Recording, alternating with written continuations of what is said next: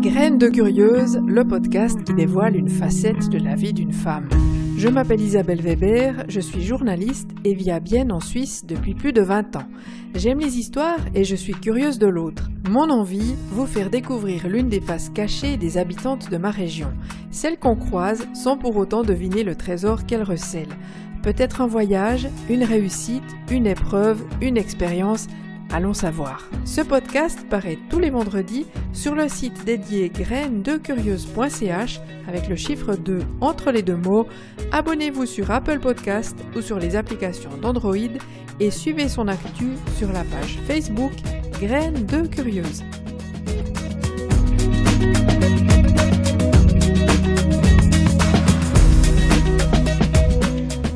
Cette semaine, Graines de Curieuse reprend ses quartiers dans le studio de Mute Radio. Vous remarquerez que mon micro n'était pas réglé au même niveau que celui de mon invité. J'espère que cela n'affectera pas votre écoute. J'accueille donc Catherine Bergeon, une biennoise pure souche. Je l'ai connue par ses photos où quelqu'un a dit qu'elle poétisait la ville. Catherine est donc photographe et aussi blogueuse. Elle tient des chroniques sur son blog Bien à Bienne, qui est très suivi. Cette maman de 2 enfants et grand-maman d'une fillette de 8 ans est une artiste hyperactive. C'est sa manière à elle de s'évader d'un quotidien pas toujours facile, dans une maison qui craque de partout et avec un fils autiste. C'est de sa vie avec ce dernier, Achille, dont elle a tenu à parler.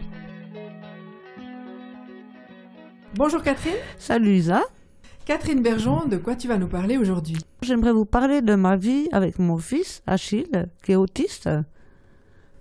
Et voilà, ta vie quotidienne, voilà. et qui est autiste et qui a quel âge déjà? Qui a 25 ans maintenant. Et quand est-ce qu'il a été diagnostiqué autiste? Alors Achille a été diagnostiqué tardivement, à l'âge de 15 ans. Malheureusement, parce qu'à cette époque, on ne savait pas les repérer, entre guillemets, comme maintenant. Et puis même maintenant, encore, c'est difficile parce que l'autisme, c'est un sujet qui est relativement nouveau. Mais donc, à 15 ans, il s'est passé un événement spécial pour qu'on le diagnostique? Non, en fait, on est enfin tombé sur le bon docteur, quoi. Comme ces profs ne savaient pas quoi en faire, ça se passait pas bien. Il y en a un qui a eu l'idée que peut-être ça pouvait être ma responsabilité.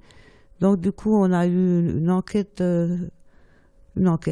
pour savoir si effectivement c'était ça. Qu'est-ce qui se passait quoi concrètement avec Alors, en fait, il n'arrivait pas à le gérer, quoi.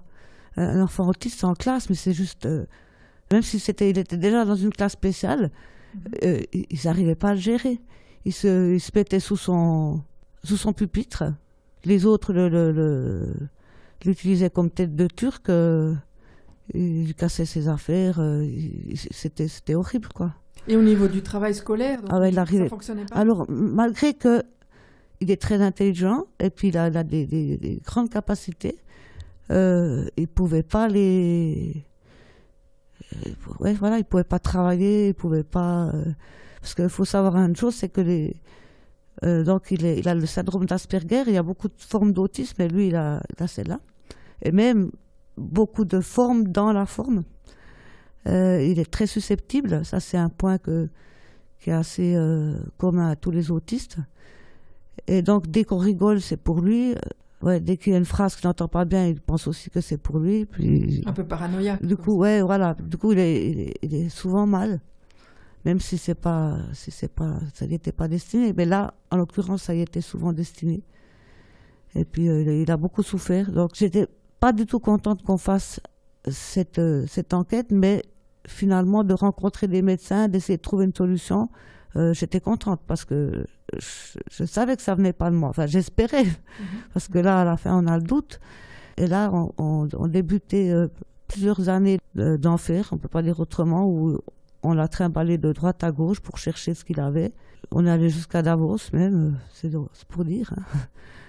Il n'y a pas de clinique spécialisée en Suisse, en tout cas pas à cette époque.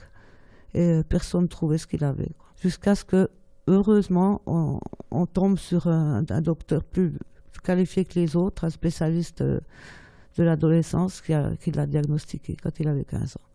Et du coup, quand tu reçois ce... Là, tout s'arrête, je suis blanchie. Ça m'a fait plaisir, mais bon, on m'a dit, voilà, maintenant débrouille-toi, quoi. Ça veut dire qu'il avait été déjà déscolarisé depuis plusieurs années. Et puis je me retrouvais avec un autiste de 15 ans en pleine dépression. Parce que pour lui, c'était juste l'enfer, quoi. Parce qu'il n'avait pas envie de partir de la maison. Moi, il y avait cette menace que si effectivement on se rendait compte que ça venait de moi, on pouvait me le retirer. Donc c'était juste, on était les deux, mais au bout de nos vies, quoi. Et donc là, tu apprends qu'il est autiste. En fait, il n'y a pas de traitement. Non. T'es laissée seule avec ce fils autiste. Voilà. Personne pour s'en occuper. Alors, heureusement, le médecin qui l'a diagnostiqué était encore disponible parce qu'il allait prendre sa retraite, mais il avait encore un peu de temps pour le prendre en thérapie. Donc, on a commencé une thérapie avec lui, ce qui m'aidait déjà, ce qui me soulageait déjà bien. Et puis sinon, toute mon énergie, je l'ai mis pour essayer de nous remonter nos morales, quoi. Pour qu'on sorte de cette dépression tous les deux. Sans médicaments, hein, je tiens à préciser, parce que j'ai jamais voulu qu'on lui donne de médicaments. Et je ne regrette pas maintenant, quand je vois les progrès qu'il fait avec le temps. J'ai commencé à me renseigner de tous les côtés. Et bon, sur Internet aussi, bien sûr, mais... tout ce que je pouvais lire, tout ce que je pouvais écouter, voir à la télé, je voyais bien à quel point ça pouvait correspondre. Et je pourrais dire que je m'y connais bien maintenant. Et donc ton fils, tu t'es mis à le traiter autrement? Alors totalement, oui. Ben justement, je me suis mis à le traiter autrement parce que, ouais, voilà, il y a des choses qu'il faut savoir, comme la mémoire à court terme. Un enfant autiste n'a pas beaucoup de mémoire à court terme. À long terme, oui. Mais voilà pourquoi il faut lui répéter les choses plusieurs fois. Et même là, il n'enregistre pas forcément. Et tous les jours, il faut lui répéter ces choses que pour les parents, on doit de toute façon le faire, mais là, c'est encore pire. Il a aussi une façon d'être maladroit, parce qu'il est dans son monde, donc il casse beaucoup de choses, tout en étant capable de faire des choses très fines avec ses mains. Voilà, c'est très contradictoire. Donc du coup, le parent ne comprend pas. Pourquoi tu casses ça, mais tu peux faire ça très bien? Pourquoi tu n'arrives pas à te rappeler? Pourquoi tu es si susceptible? Pourquoi... Ah oui, puis le point principal, c'est l'absence totale d'empathie. Si je me fais mal, je suis juste à côté de lui, il réagit absolument pas. Ça le touche pas. Il va me demander ce qu'il y a à manger. C'est la même chose avec tout, quoi. Donc, je suppose que ça avait dû te frapper déjà avant, en fait. Oui, ça me frappait, mais quelque part, j'étais... Ah, ça, c'est... Je vais essayer de l'expliquer. J'avais pas envie d'avoir des enfants... Parce que moi, je souffrais beaucoup de cette situation. J'avais pas envie d'avoir des enfants qui étaient là. « Oh, ma pauvre maman, qu'est-ce que tu souffres ?» Je voulais que mes enfants soient détachés de mes sentiments. Donc, j'avais l'impression d'avoir réussi. Mais au-delà de mes espérances, quelque part, quoi. Et finalement, dans la vie quotidienne, quand je voyais qu'il cassait certaines de mes affaires sans remords aucun, je pensais, mais c'est dégueulasse. Avec tout ce que je fais pour lui, j'arrivais pas à comprendre. Et puis voilà, quoi. C'est des choses comme ça. Et puis au niveau des émotions, est-ce qu'il montre des émotions? Alors voilà, c'est là où c'est contradictoire, c'est que comme il ne se sentait pas du tout sûr, parce qu'on a vécu avec cette pression de la séparation, il me répétait 20 fois par jour à quel point il m'aime. Il vient, il me prend dans ses bras, je t'aime maman, il le fait à des moments tout à fait incongru, ouais, je suis en discussion avec mes copines, ou bien quelqu'un qui arrive à la porte, un coup il vient, il me serre pour montrer, voilà, c'est ma mère, je l'aime. Enfin, je sais pas ce qu'il veut. Je sais pas toujours ce qu'il pense ou ce qu'il veut finalement, quoi. Et là, je remarque que plus il se sent bien et moins il fait ça. Mais il le fait quand même de temps en temps. Ça veut dire il a des sentiments, mais il sera plus malheureux si un de ses Pokémon meurt dans son jeu que si quelqu'un de la famille a quelque chose, quoi. Et ça, c'est un exemple assez probant, quand même, pour montrer... Ouais. Il peut être dévasté parce qu'il s'est passé quelque chose. Alors ça, c'est quelque chose qui nous a beaucoup aidé, c'est les jeux en ligne. Ça lui a permis de se faire un ami qu'il a maintenant depuis, je pourrais dire 15 ans, quoi. Qui s'écoutent, qui se suivent, qui se parlent tous les jours.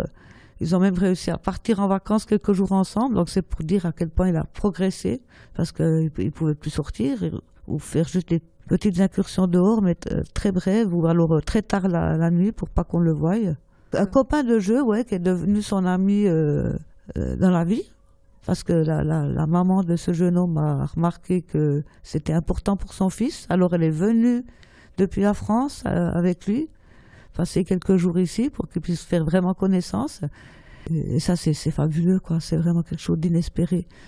Et tous les jours, ils se parlent, ils se confient leurs secrets, L'autre garçon, il n'est pas du tout autiste. Non, il n'est pas du tout autiste, il est sensible. Alors, quand ils ont fait connaissance, il était sur une île, parce que son père est un militaire français qui était, comment dire, quand on met quelqu'un... Cantonné... Voilà, cantonné sur une île du Pacifique. Et puis, il se sentait très seul, cet enfant. Et puis, il a commencé à jouer en ligne pour pouvoir un peu discuter avec les gens. Puis c'est là qu'ils se sont trouvés les deux, quoi. Et puis, voilà, ils se sont bien entendus. Moi, j'ai discuté avec lui au début parce que je veillais bien sur ce qui pouvait se passer en ligne. Et puis, je me suis rendu compte que c'était un enfant très gentil, qui comprenait bien mon fils et puis il avait des choses à partager, quoi. Donc là, maintenant, ton fils Achille, il a 25 ans. Voilà. Ça fait 10 ans que tu vis avec un autiste reconnu. Oui, ouais. Donc toi, tu as acquis une énorme expérience. C'est ça, ouais. Tu as appris quoi, en fait? Ça t'a appris quoi, tout ça? Alors, j'ai appris qu'un autiste ne va jamais s'adapter à nous. C'est nous qu'on doit s'adapter à lui. Ça, c'est très important. On ne peut pas le traiter comme un enfant normal. Il n'est pas normal, il est vraiment différent. Ça, c'est clair et net. C'est comme s'il venait d'une autre planète. Et il faut apprendre les règles de cette planète. Et puis comme ça, on peut communiquer. Il faut aussi avoir du bon soutien, je dirais. On a vraiment la chance, on a un merveilleux thérapeute qu'on a trouvé, il nous a été recommandé. Et vraiment, depuis que mon fils va chez lui, il a fait des gros progrès. Et il a appris à se sentir plus à l'aise à l'extérieur, à mieux communiquer. Et puis ils ont vraiment une relation, les deux, qui est importante pour mon fils. Il lui fait des cadeaux à Noël, c'est pour dire. Et il est devenu sacré pour lui. Et toi, tu le vois aussi, ce thérapeute, j'imagine? Alors, moi, je l'ai vu au début, mais c'est tout. Après, je ne me suis pas plus mêlée. Je suis retournée une fois pour le remercier parce que je vois tellement de progrès depuis qu'il le voit. Ça, c'est une bonne chose. Ça illumine ma vie parce que juste avant de le voir, là, le premier thérapeute, celui qui l'avait diagnostiqué, il était à la retraite. Et puis, on n'avait pas retrouvé quelqu'un.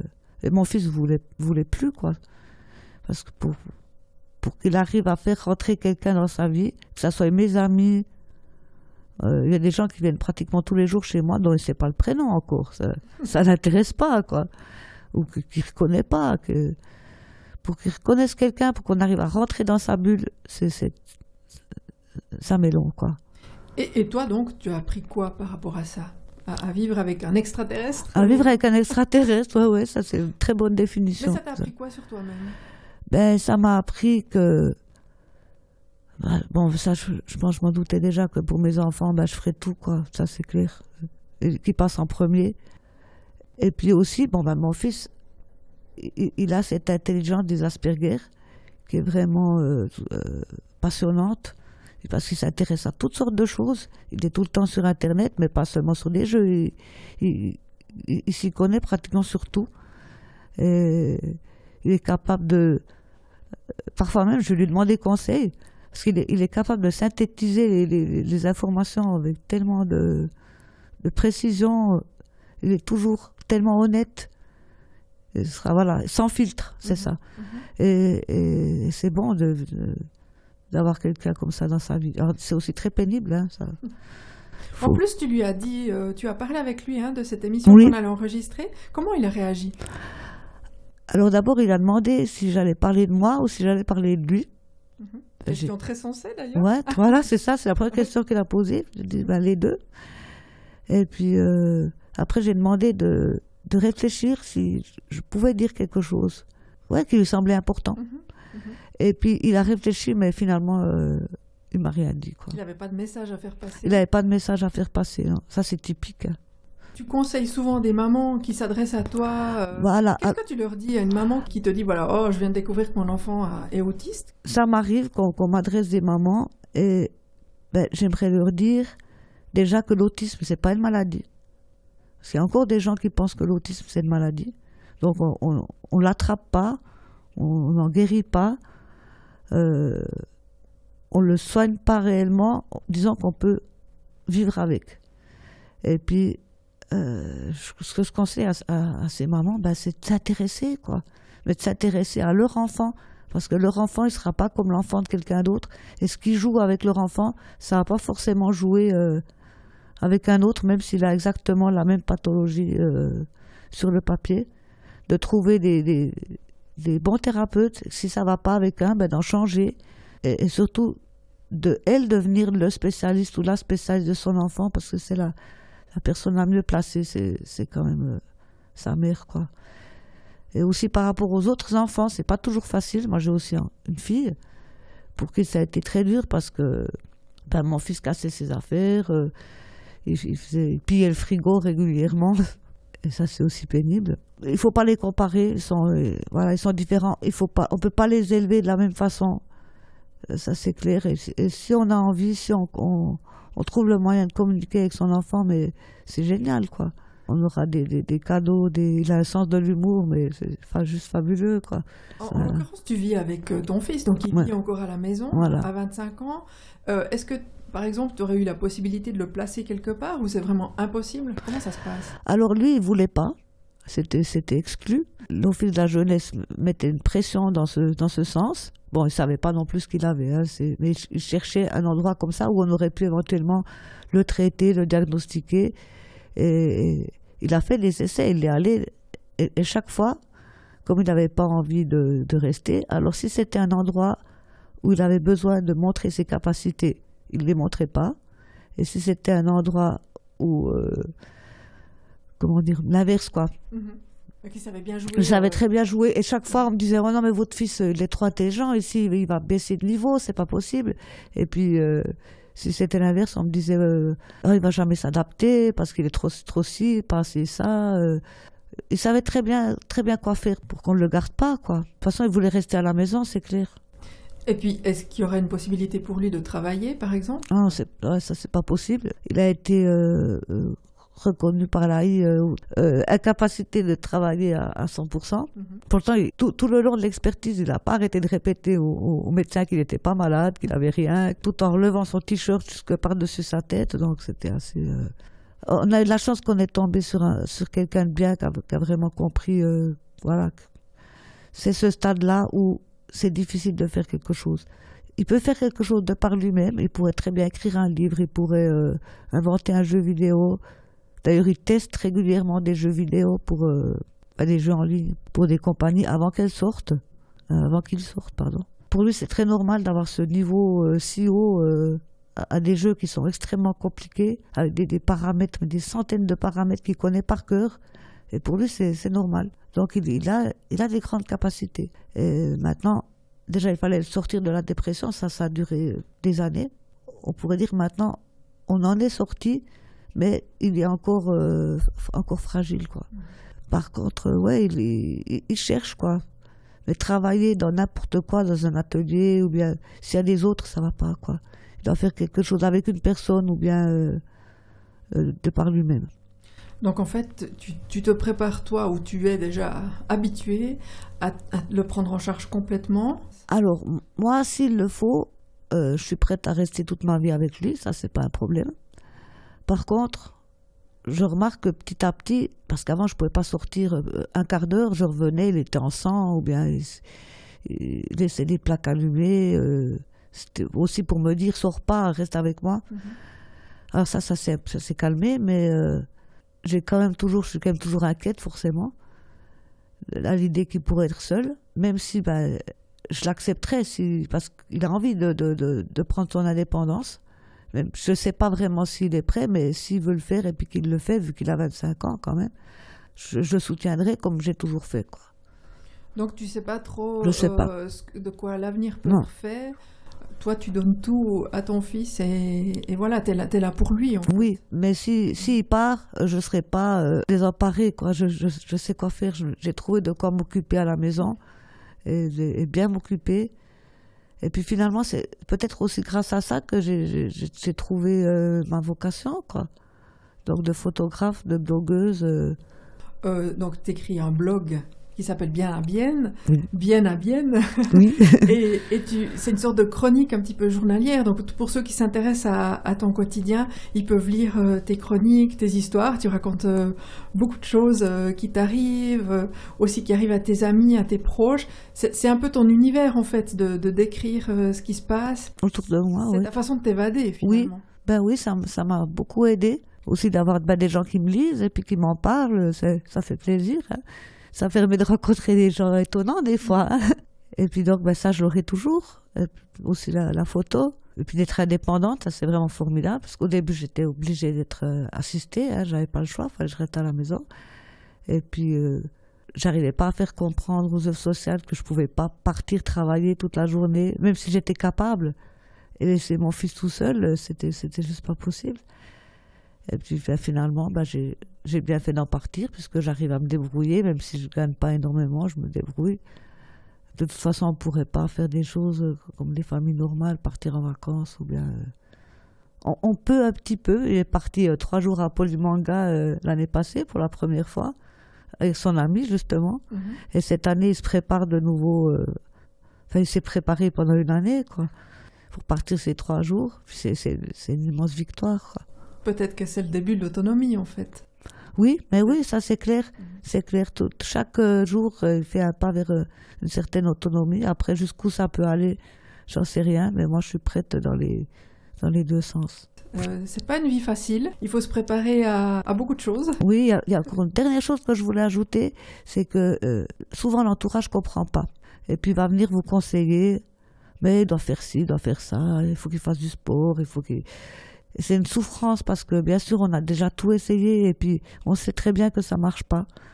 Donc il faut aussi comprendre que les autres ne peuvent pas comprendre s'ils ils le vivent pas. On me dit souvent mais il est normal ton fils, je l'ai vu pendant 1 heure, je discutais avec, il n'y a aucun souci, mais faut voir comment il est tout le temps, quoi. Catherine Bergeon, merci beaucoup. C'était un très beau témoignage donc de la vie avec un autiste. Et si jamais quelqu'un veut faire suivre les messages, s'il y a des parents d'autistes qui veulent te parler, je ferai suivre les messages. Oui, mais en tout cas, merci de m'avoir donné l'occasion d'en parler.